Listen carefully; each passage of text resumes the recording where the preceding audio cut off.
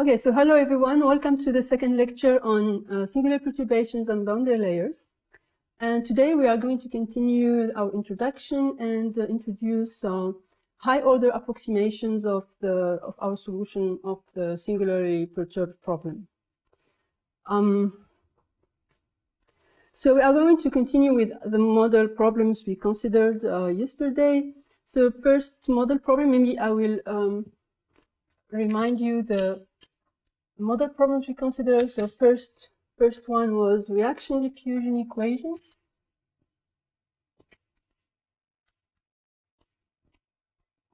And the equation was minus epsilon u double prime plus u epsilon x equal f with in 0, 1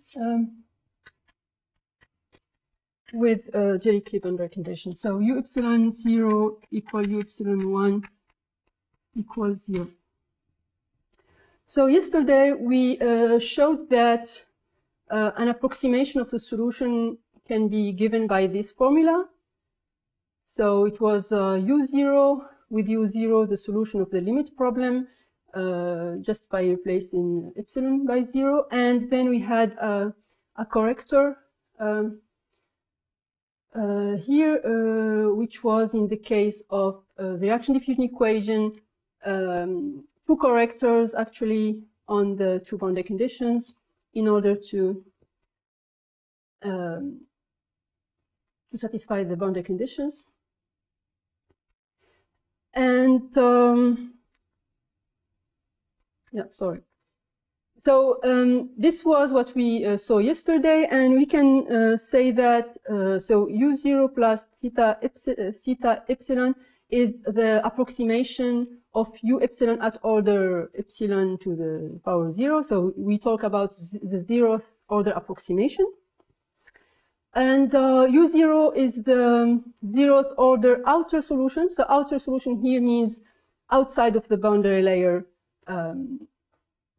region. So just to show here an example, so u0 is 1, and then we have a boundary layer on 0 and on 1. So u0 is the outer solution outside the boundary layer, and then theta epsilon is the inner solution, meaning here inside the boundary layer region. Okay, so this is what we saw yesterday, and we saw that the error was in the H1 norm of order square root of epsilon. And what we are going to do today is to generalize this approximation and in powers of epsilon. So we are going to assume that the solution can be written as a sum of different approximations at order epsilon to the power of j. And we assume again, so here in the first part where we construct the approximation, it's usually easier to remove this localization, and we are going to put it afterwards. Okay, so here we remove the localization to simplify the calculations, and we assume that the correctors are smooth and that they vanish outside of the boundary layer, which means that they are localized. Okay, so I'm going to write this because I want to maybe detail some calculations. So we are going to assume that u epsilon is approximately, can be written like a sum of powers of epsilon j, then you have ujx plus theta lj x over square root of epsilon. So because yesterday we saw that the thickness of the boundary layer in the reaction diffusion case was of order square root of epsilon, so we are going to assume that this continues in higher orders. Minus x over square root of epsilon. So g equal to 0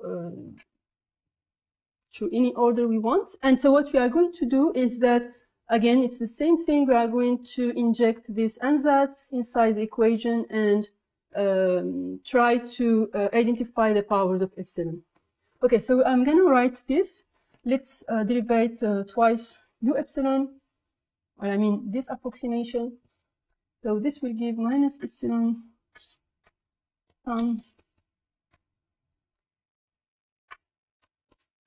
so here we are going to have uj double prime plus 1 over epsilon and double prime. So for the calculation, what I'm going to do is that we are going to denote this variable psi L on the left part, and this will be a stretch variable psi R.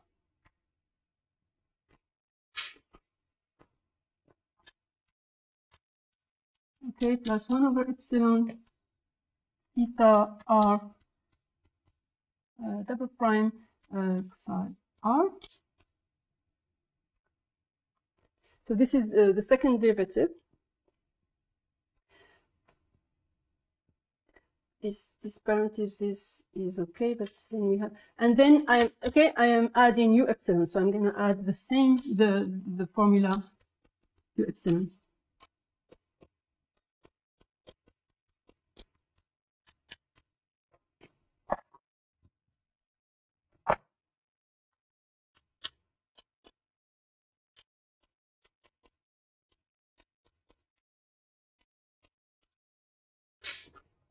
Okay, so here we injected this ansatz into the equation. This should be equal to f. I mean,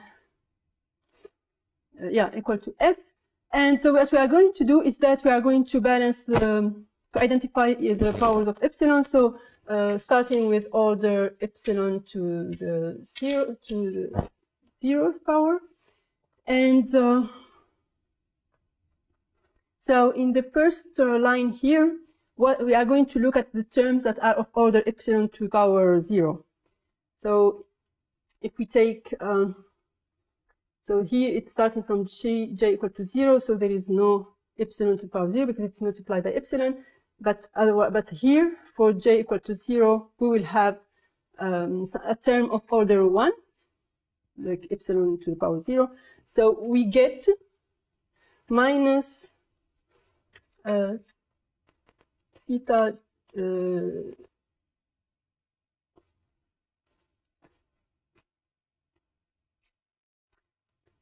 0 L double prime minus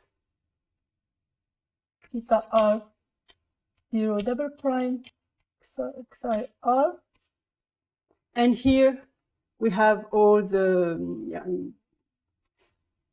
these formula for j equals 0. So we have plus u0 x plus theta 0 L psi L plus theta R 0 psi R equal f.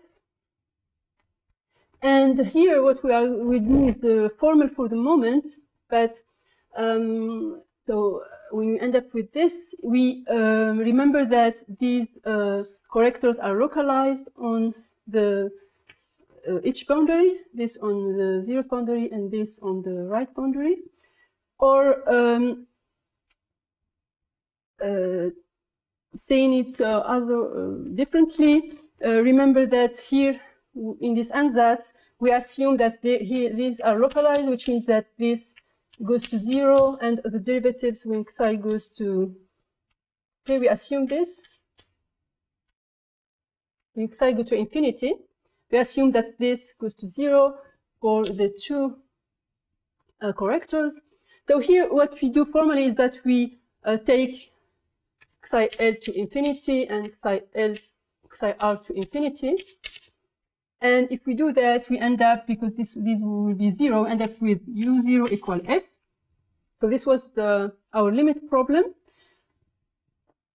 And then if we take only If we do the difference, we will have only theta L and theta R. And because they are not localized on the same boundary, we are going to get two equations, one on theta 0, L, which is this equation, equals 0. And for theta R, we are going to have the same thing.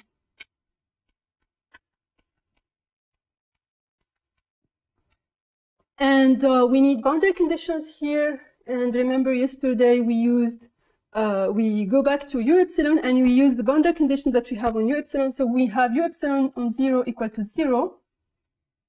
And so if we look just at what happens on this left boundary, theta R is gone. And we end up with theta L0 plus U0, which should be equal to 0.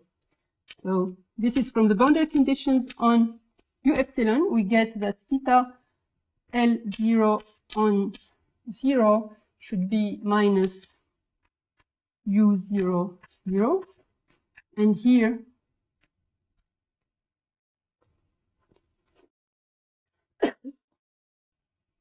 theta, same thing using the boundary conditions on the right boundary, we get that this should be minus U0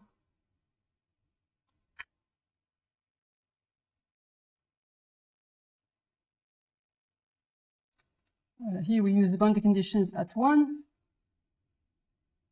yeah, which is this, yeah, minus U0, 1. Because remember here we have the variable is 1 minus x, so when we are at this boundary, psi r is 0. Okay, so just to check here, so these are the equations that were written. We get the, in reality, we recover what we already obtained yesterday.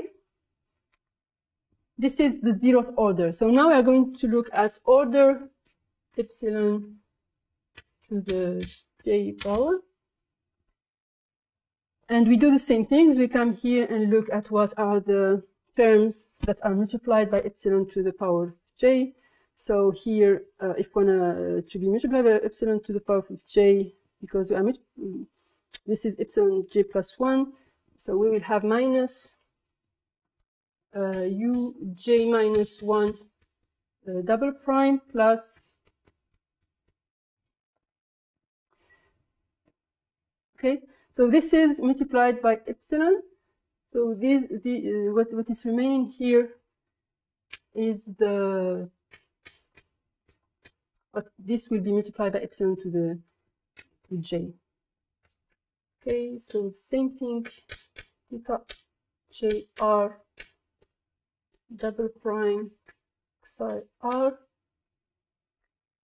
and then here we are going to take the order j, so all these uj plus theta lj psi l plus theta rj psi r.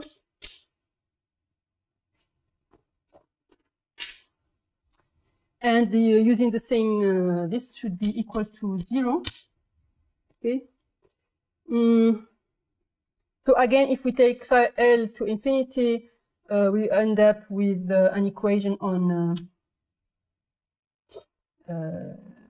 we end up with with uj equal minus uj minus 1 all plus.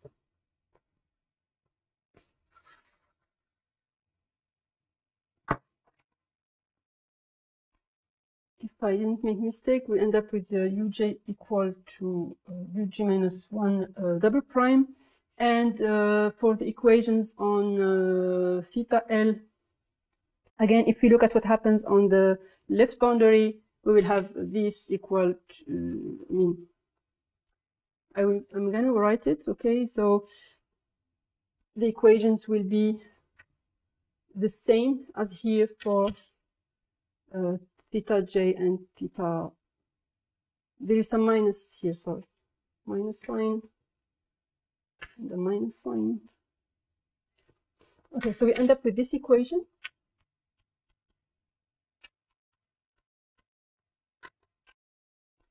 And we use again the boundary conditions to obtain theta j L on 0 equal minus uj on 0. And for the right part, we have the same equation with theta j r 0 equal minus uj at 1. Okay, so these are the results we obtain. So for uj, we don't need boundary conditions, so it's we have a recursive formula. U0 is f, and then u1 will be u0 double prime, so u1 will be f derived twice, and then recursively we end up with the f derived 2 g times. And these are the equations on theta Lj and theta Rj. And so these are differential equations with constant coefficients, so we can solve this. And as we did yesterday, using this assumption that this has to vanish when xi go to infinity, we end up with just exponential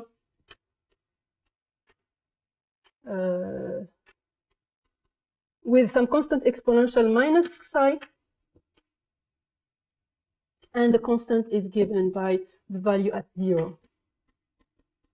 We end up with this for theta gl, and for theta jr, we end up with the same thing with uj minus 1. Okay, so we solve the equation, and we remember this assumption that we did that says that we localize these correctors. These are the solutions. So yesterday we obtained only theta 0. Here we see that we obtain similar equations on theta j, l, and r. Okay.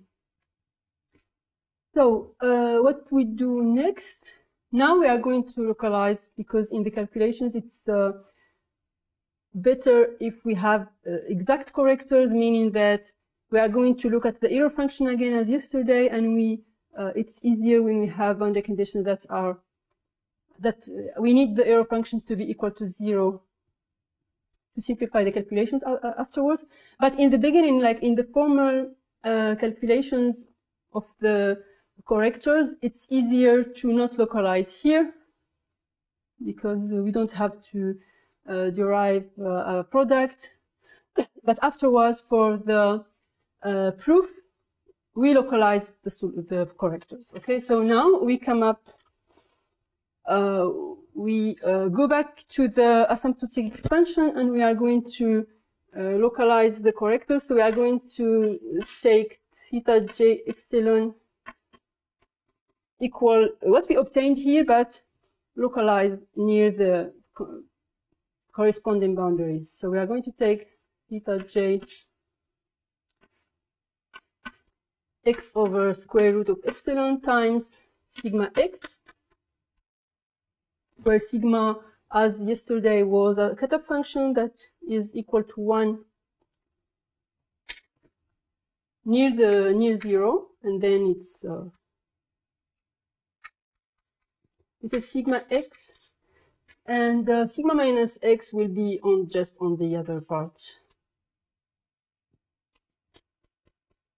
on the other boundary. It's 1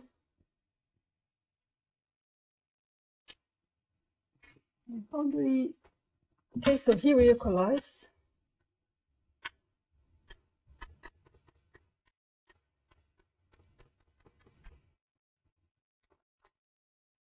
And so what we are going to introduce some notations. So we are going to denote u epsilon n, this part, to a certain order n. So, okay, so we are going to take this epsilon j uj from 0 to n. So this is the what will correspond to the outer approximation. Outside the boundary layer, we will have something like that. And inside the boundary layer, we are going to have a corrector epsilon, theta epsilon n, which will be the sum of epsilon j, theta j epsilon.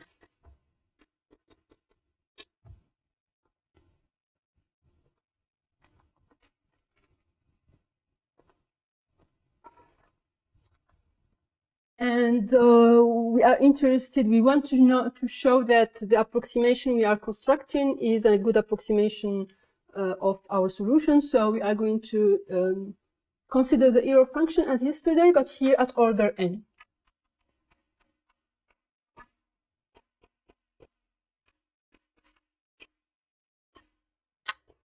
And we denote that Wn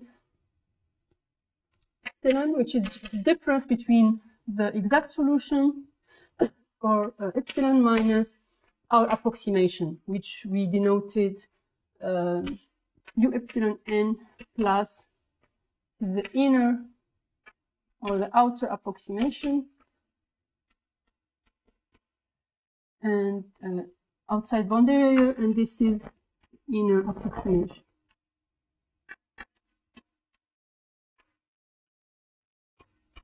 Well, inner, not inside the domain, inside the boundary layer.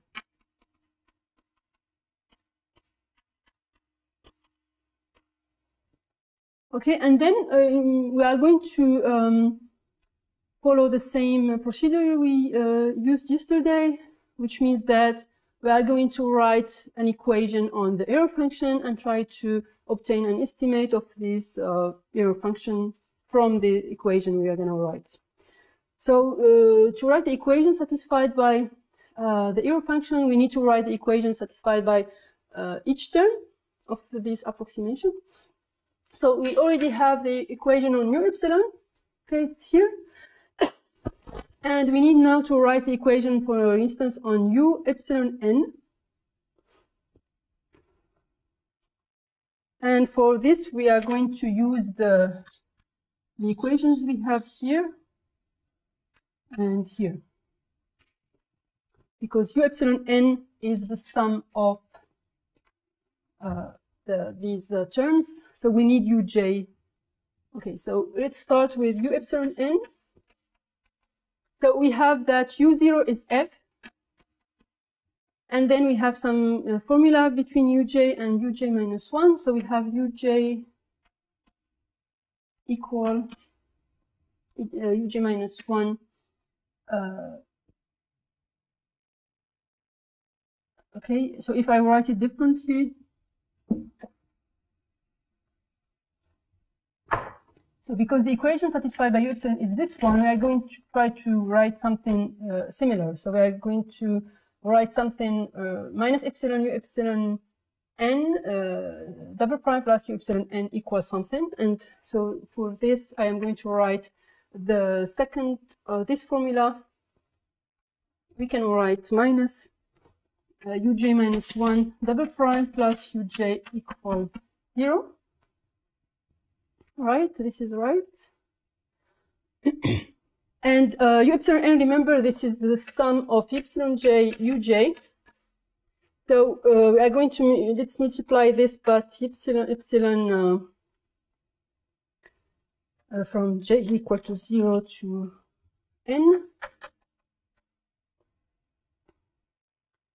So if you multiply this by epsilon j, for instance, and we sum this from j equal 1 to n plus 1, because this is j minus 1. So epsilon j is epsilon j minus 1 times epsilon.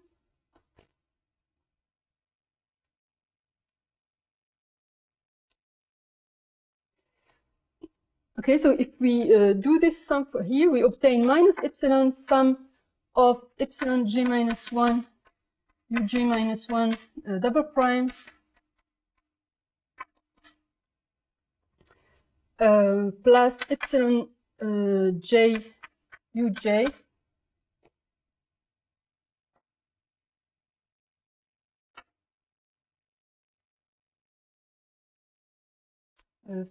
plus sum of 1 to n plus 1. This will be equal to 0. I'm just summing this equation. And we will add also u0 equal f in this equation. So here we recover,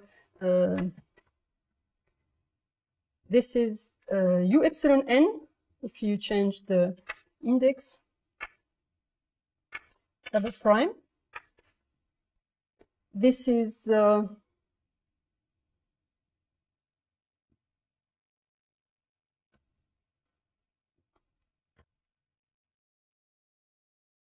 I will add 0 plus u0 equal f. We sum these two equations. And so here you have u epsilon n. If I stop at j equal n, but there is a last term here that I will put on the right hand side. So f minus the last term, which is epsilon n plus 1 u n plus 1. Okay, and un plus 1, we have an expression, so we want here to close our system, so we are going to write un plus 1 with its with the formula we have here, which is valid. So it's f f to the power derived 2 n plus 1 times. So here we have our equation, an equation similar to the equation on epsilon, but this time on u epsilon n. Okay, so this is the first equation we get.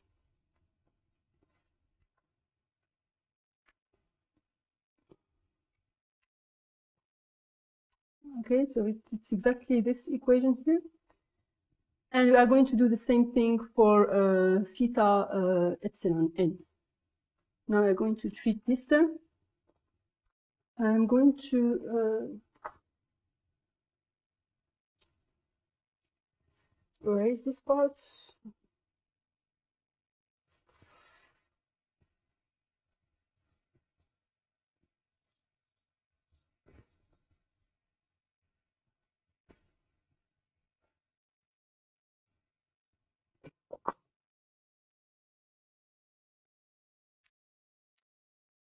Okay, so to obtain the equation on theta epsilon n, again, it's the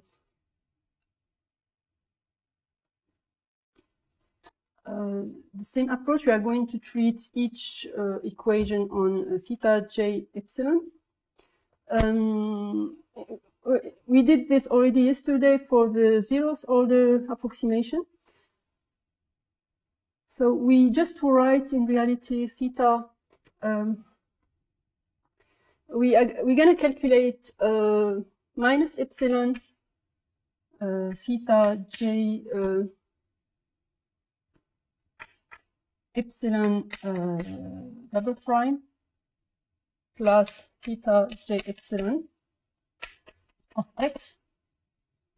And we remember that this is the equation on theta j epsilon. So we already did this yesterday. Maybe I'm gonna do it another time here, but it's exactly the same thing. So I need to derive twice, derivate twice this expression.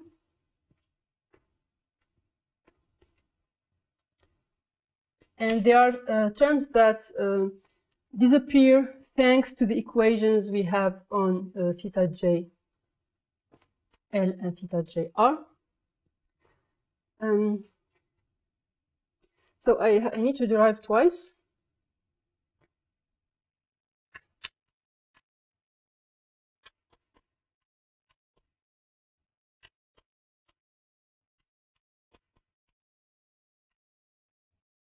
We will see that this term will disappear because it's not a good term. We have, okay, here maybe.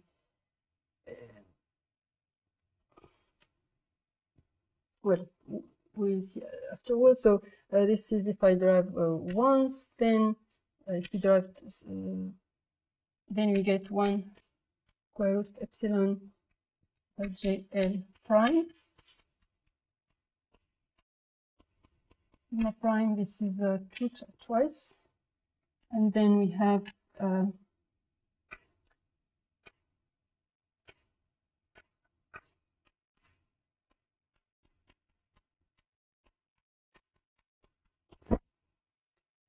and we have the same thing with theta RL, theta RJ.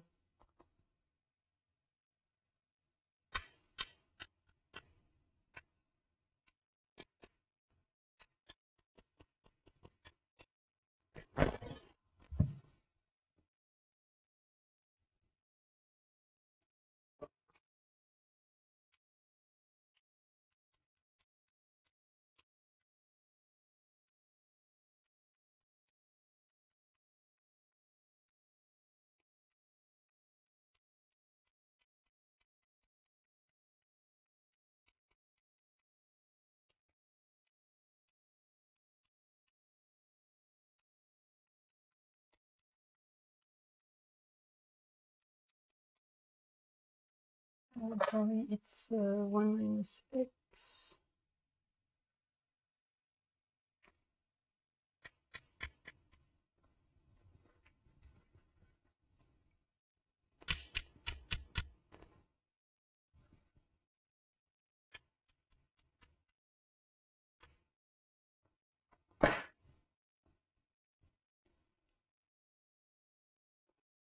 All this is multiplied by epsilon and then plus the expression of theta j, so which is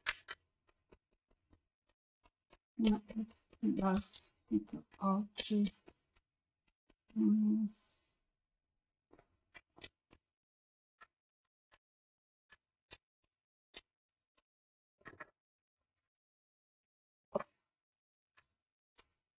okay, so the terms that cancel are the so here we will have minus theta JL double prime, and we have here plus theta GL, so it's multiplied by sigma x, so this will cancel thanks to the equation on the corrector, and also the theta JR double prime plus this. So we end up with only 4 terms. If I didn't make mistakes.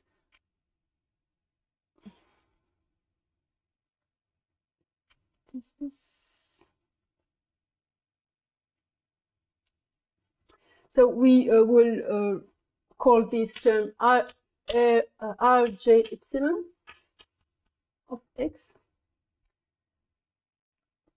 And so what we need is just an estimate of this term. So yesterday we did this for j equal to 0, and I'm just gonna explain maybe why this is an exponentially small term. Again, maybe I went it was fast yesterday. So remember that the equation, the solution is this one, and psi L was what I denoted the stretched variable, boundary layer variable, it's x over square root of epsilon, and psi r is 1 minus x over square root of epsilon. Okay, so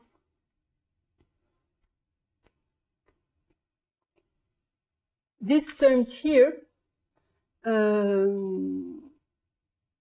so maybe I'm going to write it, theta JL x over square root of epsilon is some constant exponential minus x over square root of epsilon. And if we derive the derivative of theta JL is also a constant exponential minus chi L. So this also is has the form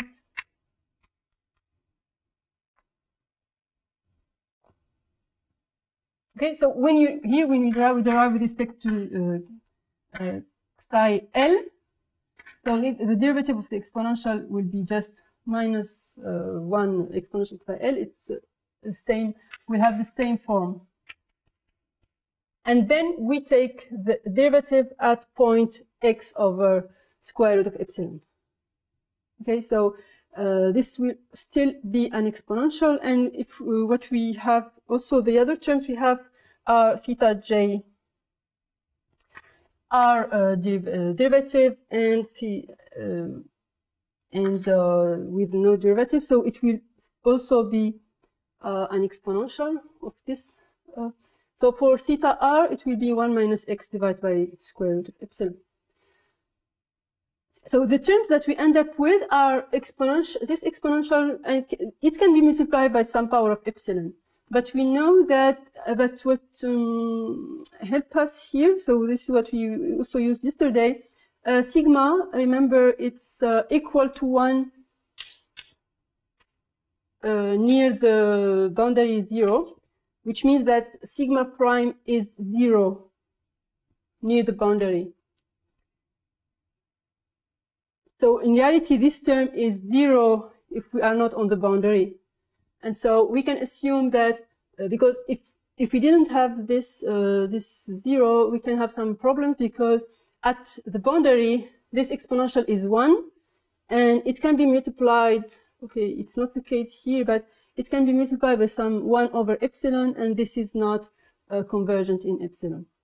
So this helps us here. So the fact that this is 0 near the boundary means that we just have to look at what happens far from the boundary. So if we assume x bigger than delta, then all these terms we can are smaller than so this term is smaller than exponential minus delta over square root of epsilon. And this is an exponentially small term, so if you divide this by epsilon to some power, even square root of epsilon to some power, we know that this, some power n, this tends to 0 when epsilon goes to infinity. And so at the end, because all the terms have this form, we end up with this estimate for Rj epsilon is so in the L2 norm will be smaller than any power of epsilon, and epsilon n. So this is the equation for theta j epsilon. The equation of theta epsilon n is just the sum of. Okay, maybe I forgot some epsilon to the power j here. Okay, so starting from this equation, we deduce that theta epsilon n is solution to this equation. We just sum all the equations and with the good power of epsilon, and we end up with the sum of r j epsilon. And this is a finite sum, so if this is an exponentially small term, multiplying by epsilon also will be an exponentially small term. So we end up with this what we denote r epsilon n, and also we have the same estimate for r epsilon n, which is smaller than any power of epsilon.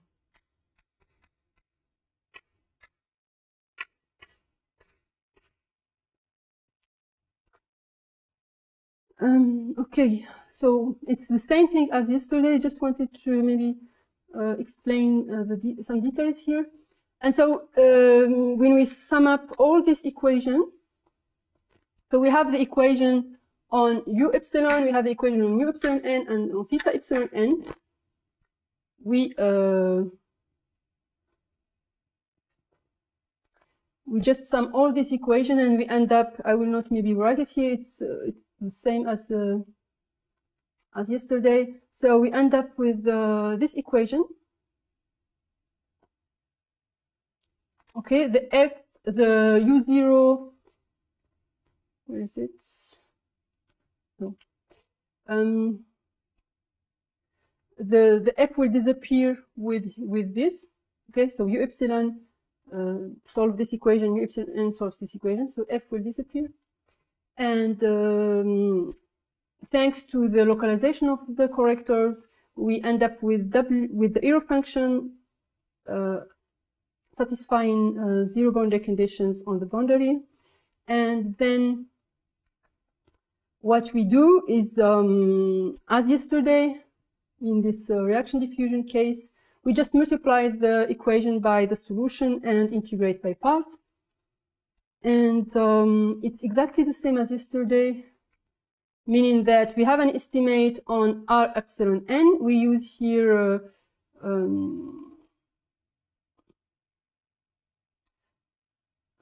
so this is just Cauchy-Schwarz for the moment here.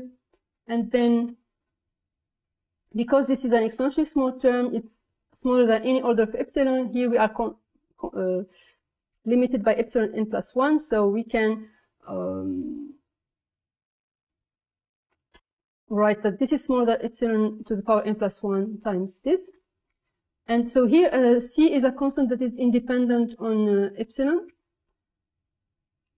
And then we just use, as yesterday, the inequality a times b smaller than a squared over 2 plus b squared over 2 to end up with this. And we can absorb this norm on the left part, and we end up with this estimate.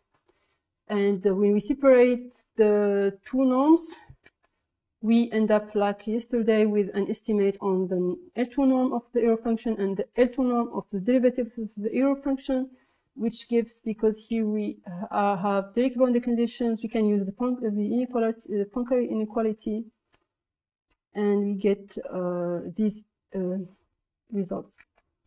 Okay, so at the end, this is the theorem we obtained. So of course, to be able to do that, I needed to derivate f different times. So at the end, we had f. Yeah, here we have f derivated 2n plus 1 times. So we need to assume f in h2n plus 2. And if u epsilon is the solution of the reaction diffusion equation, then we just showed that the error between the solution and the approximate solution at the order n is of order epsilon n plus 1 in the L2 norm, and of order n plus 1 over half on the H1 norm. Okay, so here, if you take n equal to 0, we recover the result of yesterday. And similarly, we can show that we obtain the same result if we work with the approximate correctors without localizing near boundary. Okay, so I think I'll stop here for this first. So this was the first part. We are going to maybe take some break. So we'll come back, and so we are going to do the same analysis for the second example that we saw last time, so it was a convection diffusion equation.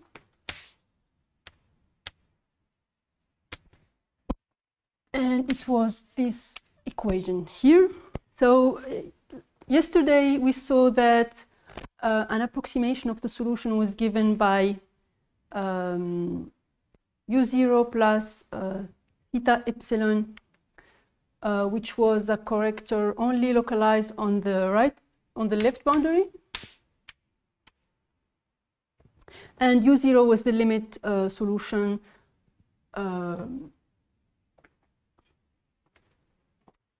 satisfying minus u0 prime equal f inside 0, 1.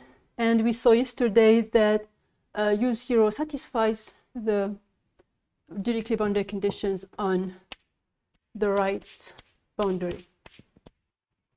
Okay, so we are going to do the same thing.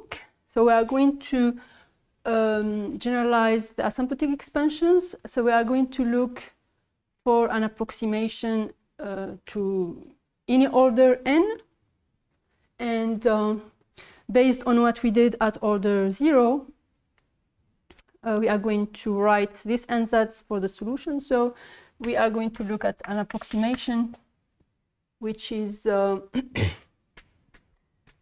sum of epsilon to the power jth power ujx plus plus a corrector, an approximate corrector on the left boundary. So it's x over epsilon, because yesterday we saw that the boundary layer is of order, the thickness of the boundary layer was epsilon in the convection diffusion case. Okay, so same thing again. We take this expression and we substitute it in the equation. Okay. Okay, so let's do that. Minus epsilon, and then I have to derive twice the u epsilon. So this is uj double prime plus, and this I will call again psi, as this is the boundary variable.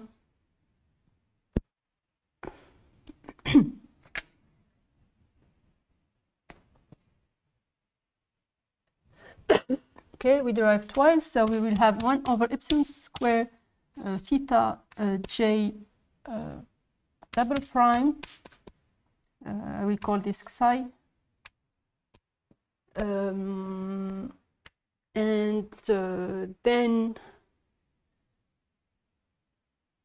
we have minus the first derivative of u epsilon, so this is j0 infinity epsilon j uj prime plus 1 over epsilon theta j prime x psi, sorry.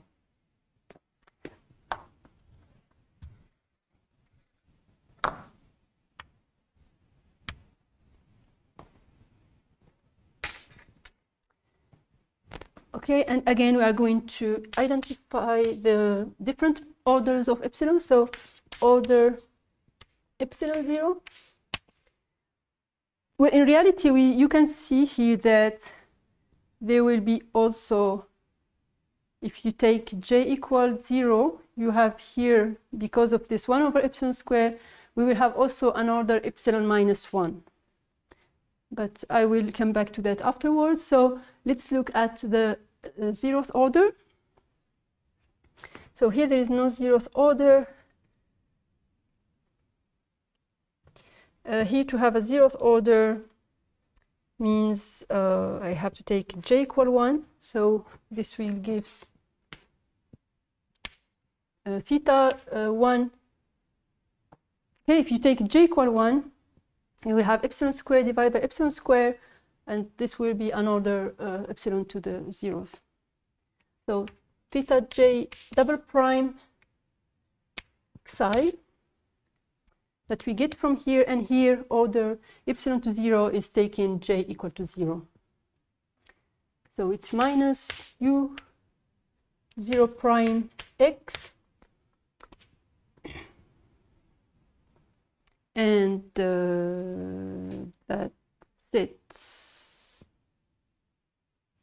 No, not that's it. So, and here for this term, we have to take j equal 1 to have, so we have theta 1 prime psi equal f.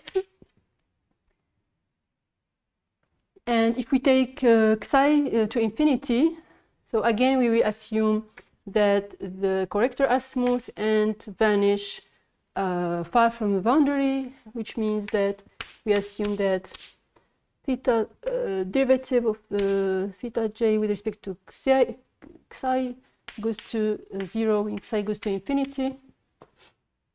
And so here you get what we already get yesterday. It was minus u0 prime equal f.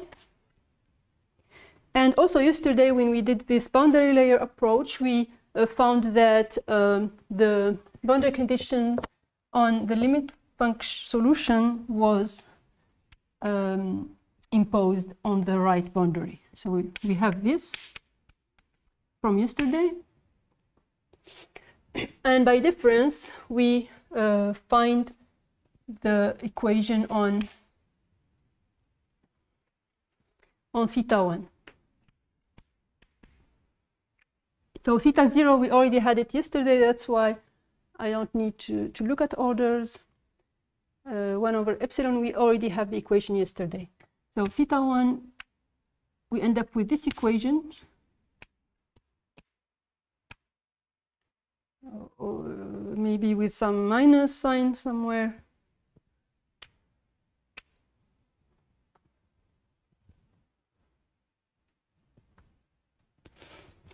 Equals 0. And the boundary conditions, we get them from the boundary condition on u epsilon. Okay, so u epsilon 0 should be 0. And this gives that theta 1 at 0 is minus u0 at 0. Okay, u1 at 0. Okay.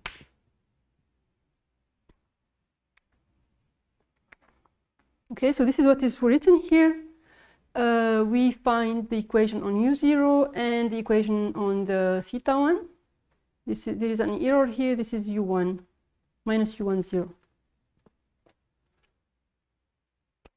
And then we look at the other orders. So order epsilon j. Again, we come back here. So epsilon, if we want epsilon j, means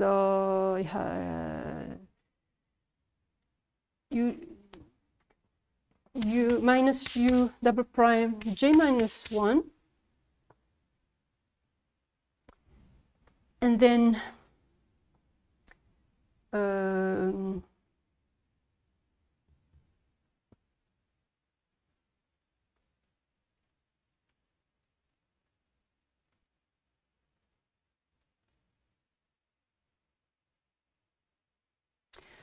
we have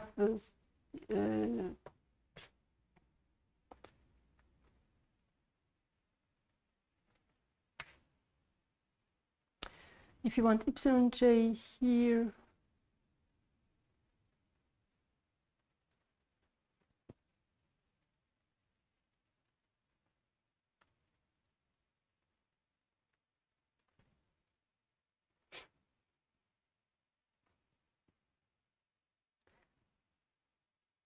okay, so this is epsilon j minus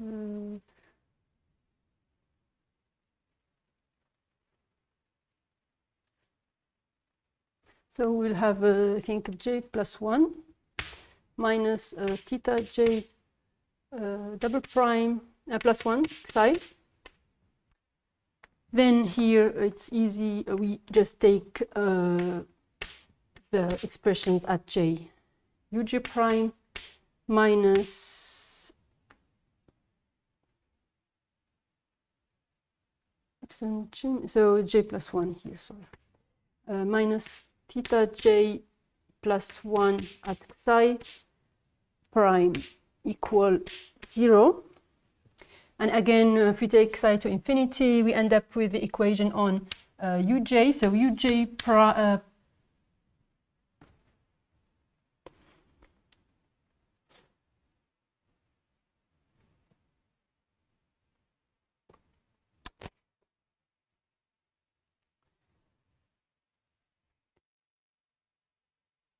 yeah, sorry. So uj prime minus uj prime equal uj minus 1 double prime. And so this is a formal construction, and because here we know that the boundary condition will be imposed at 1, here also we take u epsilon 1 equal to 0, which gives that uj 1 equal to 0. So you impose the boundary condition on the same boundary. And we end up with this equation. And for theta j plus 1, we end up with theta j plus 1 double prime minus theta j plus 1 equals 0. and with the boundary conditions on u epsilon, we end up with theta j plus 1 at 0 equal minus uj plus 1 at 0. Okay, here again we have a recursive formula. So minus u0 prime is f. And here you have minus u, for instance, for j equal 1, minus u1 prime will be u0 double prime, and u0 prime is minus f. So recursively we can show that, for instance, u minus u1 prime will be minus f prime, and we can show in general that it will be minus 1 j times fj. Okay, this is what we get, what we have here, and we can solve. So we can solve the equation on theta j, and we get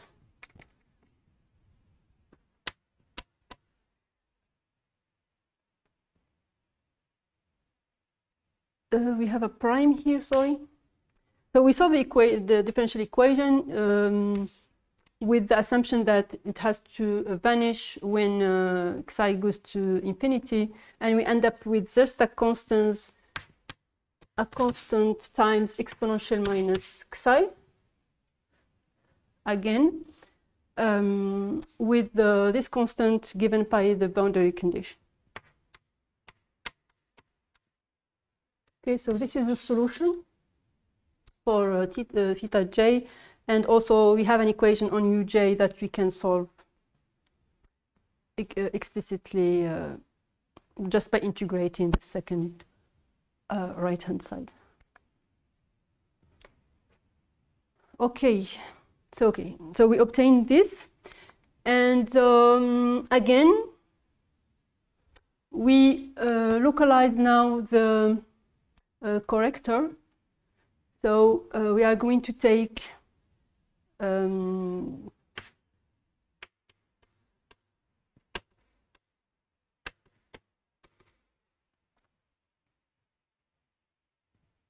localized corrector. So theta j psi with epsilon, sorry, theta j epsilon x.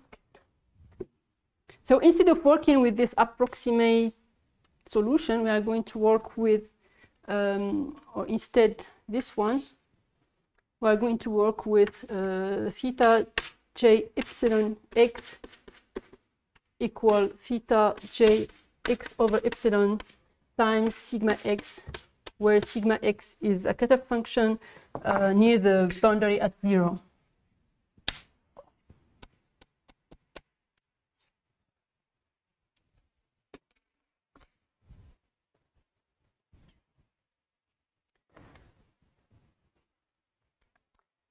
And again, as for the reaction diffusion equation, we are going to introduce the same notations for the approximation. So this will be u epsilon n, I mean all these, so notations the same. U epsilon n is the sum of epsilon j uj from 0 to n, so the approximation at order n. And theta epsilon n will be the sum of epsilon j theta j epsilon.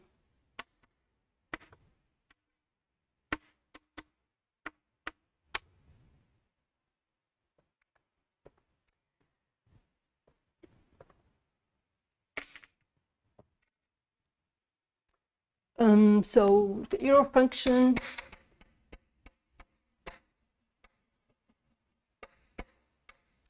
will be wn epsilon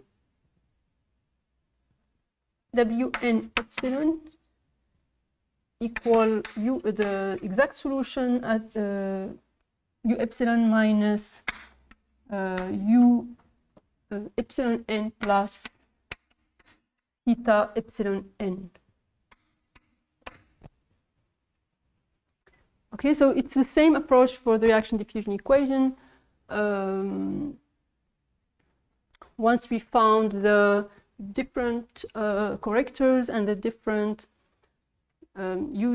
different approximation far from the boundary, we are interested in the error function, and the objective is to show that the H1 norm of the error function is some power of epsilon. And so we have to write the equation satisfied by the different terms. So let's look at u epsilon n. Again, as what we did already, we want an equation on u epsilon n, and u epsilon n is the sum of uj times epsilon to the power j. So we are going to write the equation. So we have u0 prime minus u0 prime is f, and on uj we have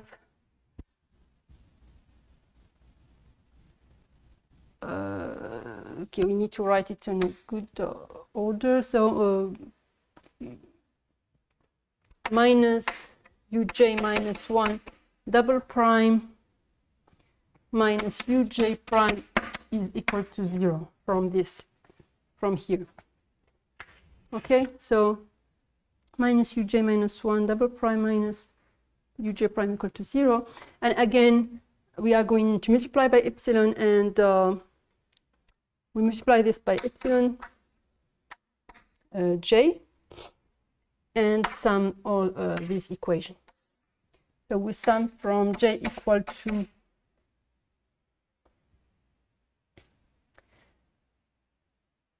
if we sum from epsilon from j equal to 1 to n plus 1, we will have, this is like epsilon, we end up with this equation minus epsilon sum of epsilon j minus 1 uj minus 1 double prime from 1 to n plus 1. This is this term here. Then we have another minus sum of epsilon j uj prime and then I have a minus u0 prime equal f. We sum all these equations. Here we recover epsilon u epsilon n double prime plus or minus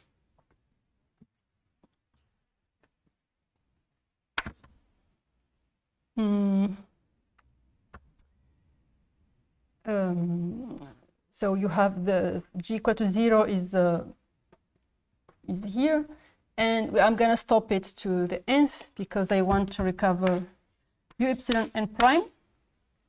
And so the last term I'm gonna put it on the right hand side, and it is epsilon n plus 1 u n plus 1 prime. And we have a formula for if you want to write everything with respect to f. This is the formula for uj prime, and I want un plus 1 prime. So just replace j by n plus 1, and there is a plus. So un plus 1 prime will be equal to minus 1 n plus 1. Okay, so there is minus 1 n plus 1 times f n plus 1. Okay, so this we have the equation on u epsilon n. So when we write the equations, we write the equation satisfied the equation that is similar to the equation on u epsilon in order to at the end sum the equations and obtain an equation on wn epsilon.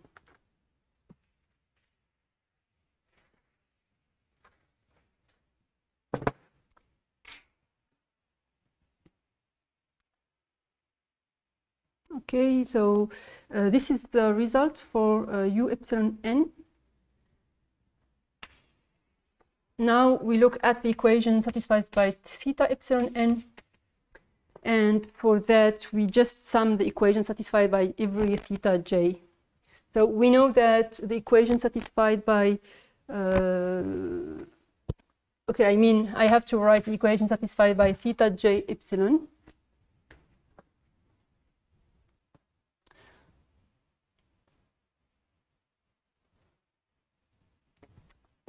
So let's look at minus epsilon theta j epsilon double prime plus minus theta j epsilon prime.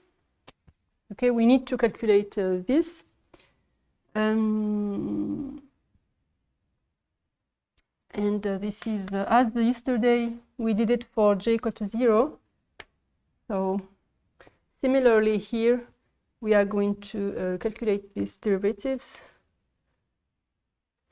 So it's 1 over epsilon square theta j double prime sigma. This will disappear afterwards. Okay, because you see that otherwise it's of order 1 over epsilon, and this is not convergent. But thanks to the equations, this will simplify afterwards.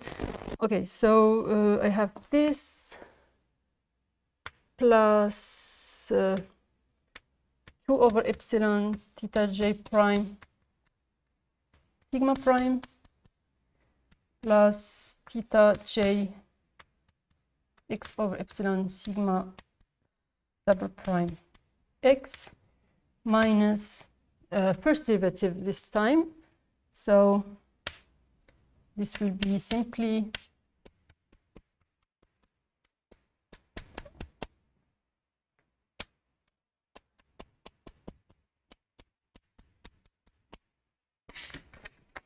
and thanks to the equation satisfied by the correctors, you see here that we know that minus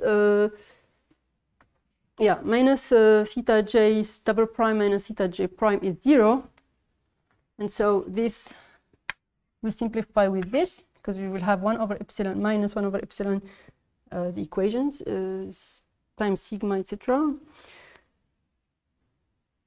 And the remaining terms, I'm going to just write them to see that we do not have terms of order 1 over epsilon. And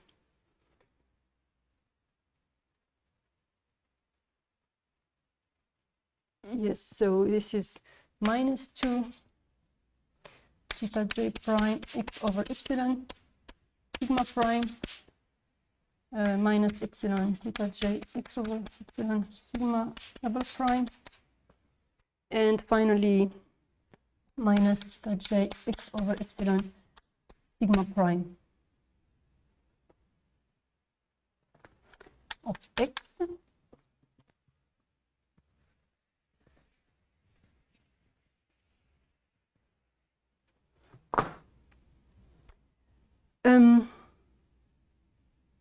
This is R, let's say Rj epsilon of x, and as before, so if you look at here at the expression of theta j, the derivative is also a constant exponential minus psi, and the second derivative is also something of this form.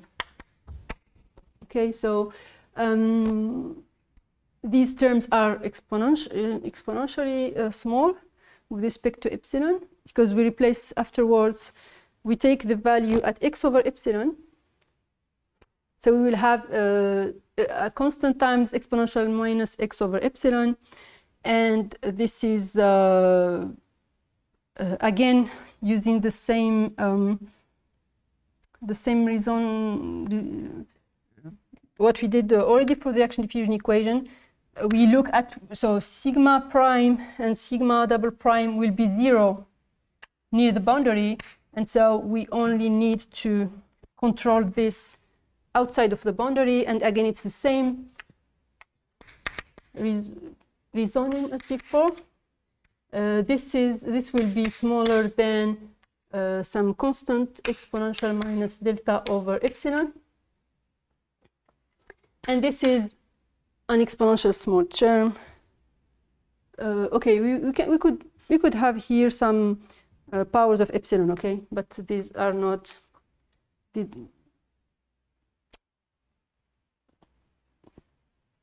This is some power of epsilon here.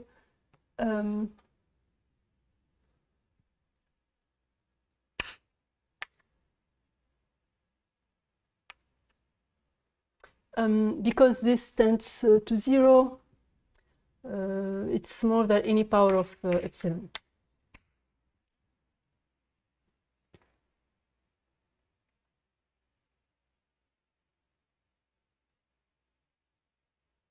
Anyway, so the important thing to understand is that thanks to the equations satisfied by the correctors, we end up with something that is not divergent in epsilon, and in even better, it's an exponentially small term, which is smaller than any power of epsilon.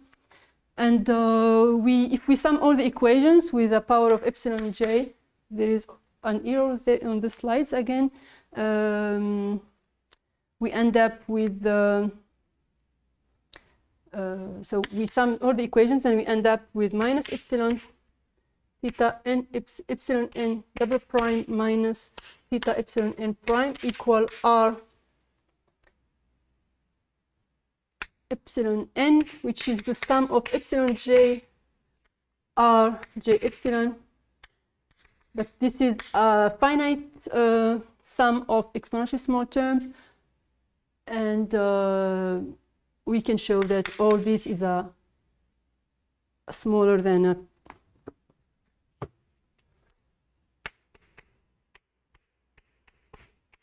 in the L2 norm than a constant any power of epsilon.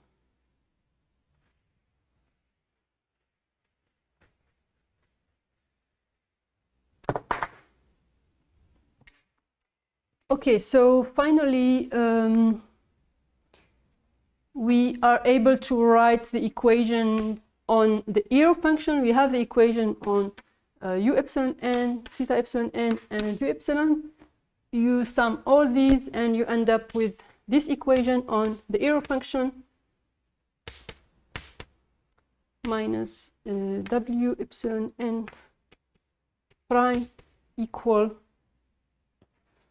So you will have f, we'll cancel with minus f, and then we will have epsilon n plus 1 minus 1 n plus 1 fn plus 1 and minus this r epsilon n. And because so that was the objective of introducing these correctors, it was, and localizing it's to recover also directly bounded conditions for the error function. So we have a bounded directly bounded conditions on u epsilon, which is not the case on u epsilon n, but by I think I erased that, but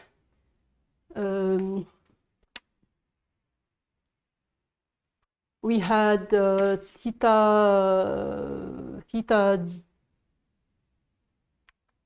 just to be sorry.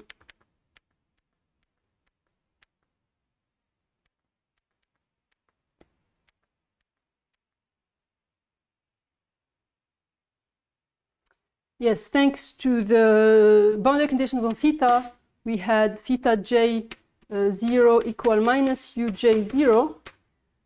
So here it's a sum of epsilon j uj, but at each level j, this sum is 0 at 0, and so we end up with u epsilon n plus theta epsilon n at 0 equal to 0 as well.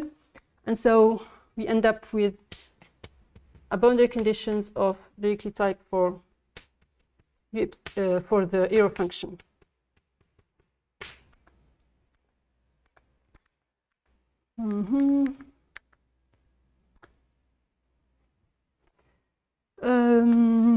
Okay, so from here we are almost done. So I will continue maybe on the slides because it's the same thing that we did yesterday at the 0th order.